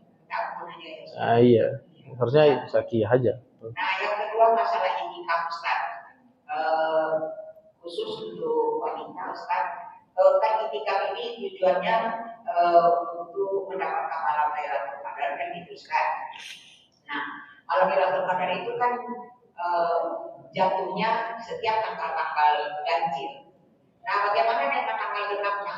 Saya pulang tanggal genapnya, kembali lagi tanggal ganjilnya. Betul nggak Ustaz? Itikaf itu bukan untuk mencari Lailatul Qadar. Tanpa itikaf kita bisa dapat Lailatul Qadar. Dan mendapatkan Lailatul Qadar itu tidak serumit yang dibayangkan. 10 akhir Ramadan, kalau kita sholat maghrib berjamaah, kita sholat isya berjamaah, kita tarwih berjamaah, witir, walaupun kita sholat tahajud di malam hari bangun, pasti dapat Lailatul Qadar. Itu bukan kata saya, kata Imam Syafi'i. Siapa yang sholat maghrib berjamaah, siapa yang sholat isya, siapa yang sholat malam, siapa yang beribadah di malam itu, kalau namanya malam berarti maghrib sampai fajar, pasti beribadah kan? Itu sudah mendapatkan sebagian dari malam qadar. Cuman sebagian orang ingin lebih maksimal. Kalau seorang-seorang tidak bisa, lameh, ngantuk, maleh gitu kan, maka dia cari suasana ke masjid. Dan pahalanya juga plus lagi, tambah besar pahalanya karena dia beritikaf di masjid. Jadi mendapatkan malam qadar itu atau tidak disyaratkan harus dengan itikaf. Tetapi kalau dengan itikaf bisa lebih lebih maksimal, itu saja. Kata Ustaz tadi kan 10 hari terakhir itu kan bagusnya beritikaf. Nah, istri Nabi. iya. Bagaimana dengan istri kaum Ustaz? Gimana Bu? Bagaimana dengan orang yang Ustaz ada kerancuan untuk meninggalkan rumah gitu Ustaz, terus beritikaf di masjid. Apakah di rumah sendiri bisa beritikaf Ustaz tadi? Baik, pendapat yang menurut saya lebih tepat itu adalah itikaf tidak bisa kecuali di masjid. Kecuali di masjid, harus di masjid, tidak boleh di luar masjid. Nah, tidak ada persoalan mau janda, mau duda atau siapapun tidak menjadi persoalan. Orang itu mendapatkan itikaf atau tidak. Berarti kalau yang bisa dapat itikaf itu yang punya suami istri aja, tidak. Orang janda pun bisa. Orang hidup sebatang kara pun bisa mendapat itikaf di masjid. Selama dia di masjid itu memenuhi syarat-syarat itikaf, tidak melanggar larangan itikaf, itikafnya benar, maka dia mendapatkan pahala itikaf. Terus masalah malam qadar itu di malam ganjil, hadis tentang malam qadar itu banyak sekali. Dan hadisnya itu kebanyakan mengatakan di malam ganjil, tetapi ada sebagian hadis yang mengatakan genap juga. Jadi malam qadar itu peluangnya itu ada di malam genap dan ganjil. Kedua-duanya ada peluang. Meskipun kalau secara statistik hadisnya cenderung banyak di hadis yang ganjil, di hari yang ganjil. Tapi bukan berarti malam qadar itu tidak bisa terjadi di malam genap. Ya. Nah, jadi bisa genap dan bisa ganjil. Ya, semuanya aja kita ambil. Ya. Ya. Ya Bu, sama-sama. Ada lagi? Ya Bu, silakan. Aduh, panjang ini kalau ngomong musik. Nanti kapan-kapan dibahas ya Bu ya. Intinya musik itu dari bahasa Arab itu, musiqa. Al-musiqa aslinya musik dikenal dari peradaban bangsa Arab itu adalah irama-irama sajak. Jadi orang Arab tuh bersyair, hobi bersyair, dan dia membuat syair itu dengan sajak-sajak tertentu, irama-irama tertentu. Ya. Ada ilmu khususnya itu, ilmu arut namanya. Ilmu arut saya tidak pernah belajar itu, karena memang tidak esensi. Itu orang-orang yang mendalami sastra Arab sampai ke syair-syair gitu-gitu tuh belajar ilmu arut. Nah orang Arab menilai itulah yang musik. Itu yang disebut dengan musik. Kemudian musik di zaman ulama mazhab atau salafuna saleh itu berkaitan dengan hal-hal yang lebih parah gitu, misalnya khamar, berzina dan lain sebagainya. Makanya tidak heran kalau kita buka buku-buku klasik, buku-buku fikih klasik, itu 4 mazhab mengatakan musik haram. Kenapa? Karena musik yang dikenal di zaman tersebut adalah musik yang cenderung melalaikan dan bercampur dengan hal-hal yang haram. Sehingga sesuatu kalau sudah melekat image-nya, maka ulama mengatakan itu juga haram. Karena sudah Jadi musik itu, pergelaran musik itu di zaman dahulu Tidak seperti zaman kita yang lagu itu durasinya 3 menit, 4 menit. Tidak. Musik di zaman dulu itu ialah begadang sepanjang malam. Laki-llaki perempuan di situ joget-joget, berzina, minum khamar. Itu yang disebut musik. Jadi kalau orang pergi mencari musik, itu kerajuannya sepanjang malam itu. Tidak ada sholat isya, sholat subuhan ada. Makanya ulama 4 mazhab itu mengatakan kalau kita kembali ke 4 mazhab soal musik tentu haram hukumnya. Jadi sepakat itu haram. Namun ulama-ulama muhakkik, apa tuh ulama muhakkik? Ulama yang meneliti seperti Imam Al-Ghazali, Imam Ibnu Hazm, meneliti lagi hadis-hadis tentang musik itu. Dan memang hadisnya itu secara zahir bertentangan. Maka ulama berusaha seperti ulama muhakkik seperti Imam Al-Ghazali itu meneliti. Oh, ternyata disimpulkan musik itu hukumnya sama dengan kalam, ucapan, syair. Apabila syair itu musik itu menghantarkan kepada yang haram, maka hukumnya haram. Apabila syair itu menghantarkan kepada atau musik itu menghantarkan kepada yang tidak haram, ada yang mubah, syair tentang semangat jihad, syair menyambut Rasulullah SAW ketika baru pulang dari sampai di Madinah, ala al-badru alaina min thaniyadil wada'i wajib syukuru alaina, seterusnya lah gitu. Atau syair yang dibacakan di dalam Masjid Nabawi orang-orang Habasyah, orang-orang Afrika. Orang Afrika itu bahkan pernah berjoget-joget dalam Sahih Bukhari masalah ini. Orang Afrika, orang Habasyah joget-joget di Masjid Nabawi, tari-tarian mereka tradisional sambil menyandung menyuji Rasulullah SAW, lalu Nabi membiarkan. Mereka bersyair, Muhammad laki-laki yang soleh, Muhammad laki-laki yang baik. Nabi mendiamkan, Ibunda Aisyah melihat langsung. Dan perbedaan pendapat soal musik ini bahkan sudah terjadi di zaman sahabat. Sudah ada sahabat yang keras sekali mengharamkan mutlak, ada sahabat yang justru menggunakan alat musik. Saya lupa riwayatnya apa. Yang jelas kembali kepada ketakwaan. Siapa yang bertakwa kepada Allah, yang mengetahui ini musik yang boleh, masih tidak boleh, ini musik yang menghantarkan kepada kelalaian, jauhi. Tapi apabila musik itu tentang mengingat kematian, musik yang membangkitkan semangat nasionalisme, semangat berkebangsaan seperti Indonesia Raya, ya. Saudi, Bu, saya kuliah di kampus Arab Saudi 7 tahun. Ya. Selama 7 tahun itu saya setiap tahun merayakan 2 hari besar negara.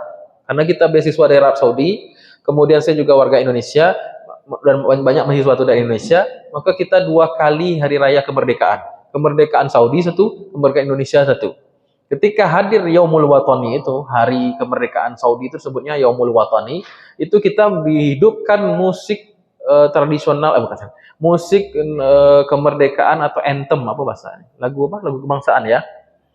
National anthemnya Saudi gitu. Itu ulama Saudi pun membolehkan. Kita tahu maksudnya Saudi itu paling keras soal musik kan. Ulama Saudi membolehkan.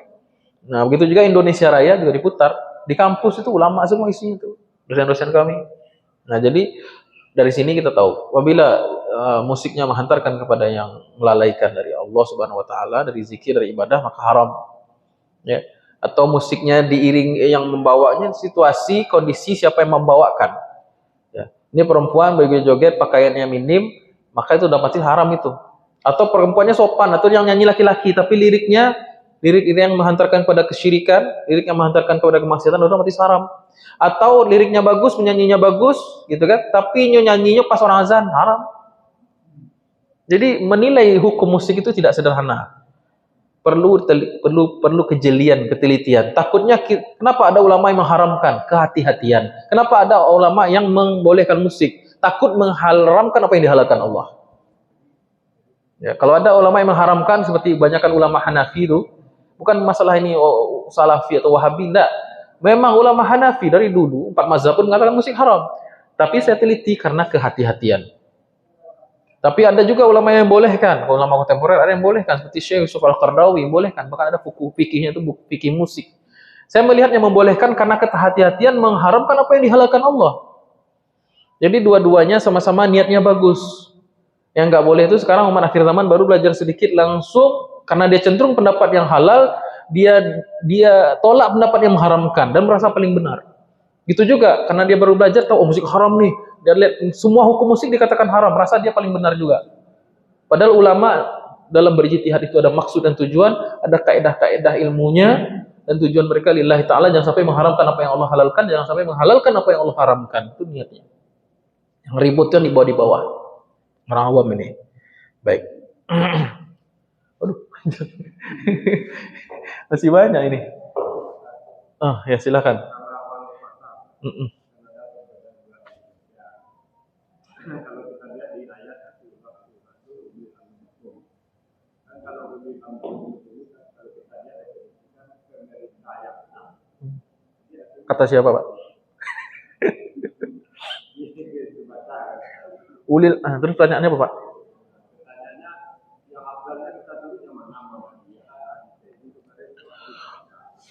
Kalau kita buka tafsir makna ulil amri, justru tafsir itu saya sebut ada tafsir yang mayoritas, tafsir yang paling kuat, riwayat itu paling banyak gitu. Tafsir yang paling banyak disampaikan oleh para ulama. Ada tafsir yang minor, yang sedikit, ada tapi sedikit.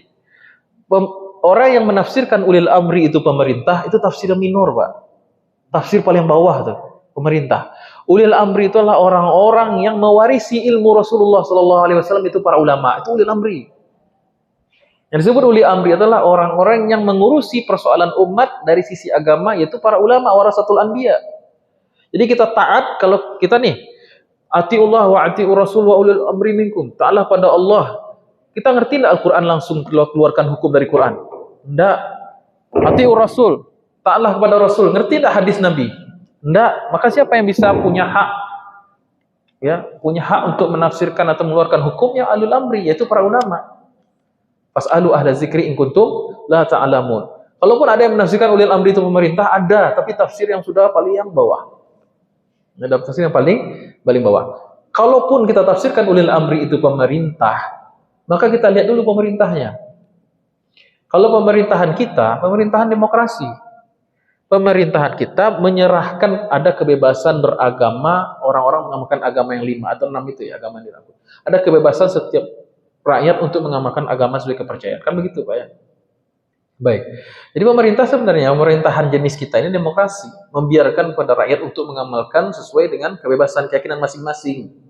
Jadi kalau kita mengikuti tarjih Muhammadiyah, bukan berarti kita oposisi, menolak pemerintah, hendak. Kita juga taat ulil amri, yaitu ulama-ulama yang mentarjih di Muhammadiyah, itu maksudnya.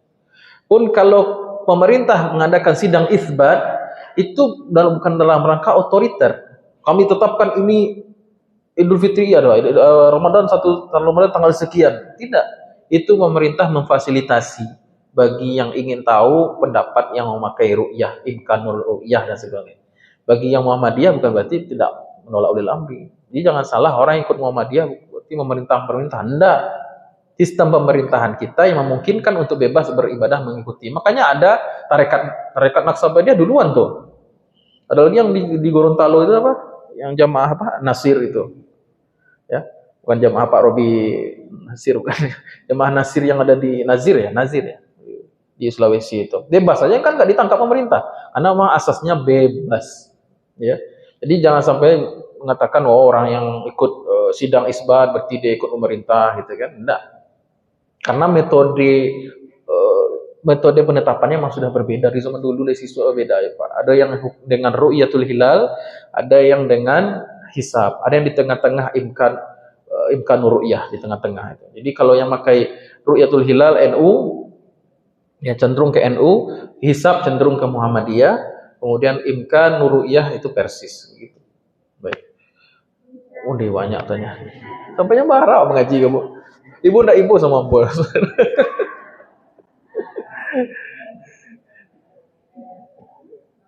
Satu lagi ibu aja Bu ya, satu aja. Ibu di tengah nih. Ibunya ngotot soalnya.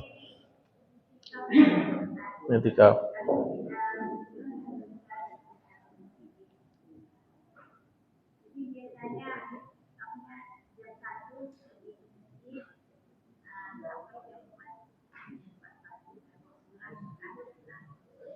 terus banyakannya Bu? Ditanya boleh ya boleh saja. Karena syarat itikaf itu satu niat, dua di masjid ya setelah Islam berakal itu sudah pasti itu. Niat, dia pasang niat nih. Kemudian dia di masjid. Kemudian untuk perempuan aman dari fitnah kan tadi. kemudian dia tidak melanggar larangan-larangan itikaf, ya. Kemudian dia menjauhi makruh-makruhnya, mengisi waktu dengan taqarrub ilallah, gitu kan? Maka itu sah itikafnya, walaupun dia sesaat, walaupun setengah jam, walaupun 5 menit bahkan. Sesaat disebut sesaat pun sudah itikaf. Jadi kalau ada itikaf yang 1 sampai jam 1 malam sampai jam 4 boleh-boleh saja. Tetapi tentu tidak seafdol orang itikaf 24 jam, jauh lebih afdol. Saya sudah merasakan, Bu, itikaf 1 hari, sesaat, ya beda lah itikaf dengan 1 hari, 3 hari, 10 hari, beda. Kualitas orang yang itikaf 10 hari itu Masya Allah, berkurang nih saja 10 hari ya. Masuk sifat-sifat malaikat dalam dirinya, gitu kan. Nah, baik, mungkin itu yang saya jawab. Saya cukup sampai sini, jam 12. Udah. Nanti lagi di luar majelis ya. Mohon maaf bila salah kurangnya. Subhanakallahumma rabbana bihamdika. Pekan depan ada ya Pak Robi? Satu lagi ya. Pekan depan insyaallah di sini. Iya, di sini kita lanjutkan tafsir Al-Insyiqaq nanti, surat Al-Insyiqaq. Udah selesai nih. Udah selesai. Insyiqaq insyaallah. Banyak maaf. Subhanakallahumma rabbana bihamdika asyhadu an la ilaha illa anta astaghfiruka wa atubu ilaik. Assalamualaikum warahmatullahi wabarakatuh.